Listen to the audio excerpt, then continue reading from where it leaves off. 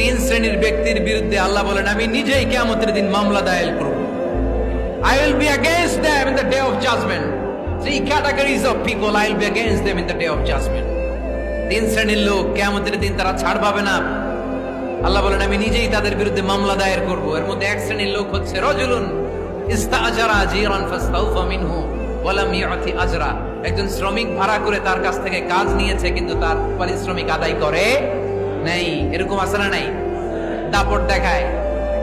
দাপট দেখায় ইউনিভার্সিটির ক্যান্টিন গুলোতে। ইউনিভার্সিটির ক্যান্টিনে যে খায় মাগার বিল দেয় না, এরকম টাকায় দাসরা নাই। চায়ের দোকানে চা খায় আগে পরে দিমু, বিল দেয় না, আছে না নাই?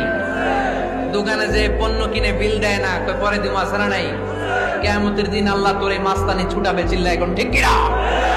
আনা খাসমুহুম, আমি নিজেই তাদের বিরুদ্ধে মামলা দায়ের করব। কথাটা কার? এজন্য বিশ্বনবী বললেন খবরদার, মেহনতি মানুষ, খেটে খাওয়া মানুষ, এদের দোয়া কবুল হয়ে যায়। আতুল আজিরা আজরাহু ক্বাবলা আন ইয়াজিফা আরাকুহু। খবরদার, বিশ্বনবী বললেন শ্রমিকের ঘাম শুকিয়ে যাওয়ার আগে তাদের পারিশ্রমিক মিটিয়ে দাও। বিশ্বনবীর বিখ্যাত হাদিস, আতুল আজিরা আজরাহু ক্বাবলা আন ইয়াজিফা আরাকুহু। শ্রমিকের ঘাম মাটিতে লাগার আগে, শুকিয়ে যাওয়ার আগে তাদের পারিশ্রমিক মিটিয়ে দাও।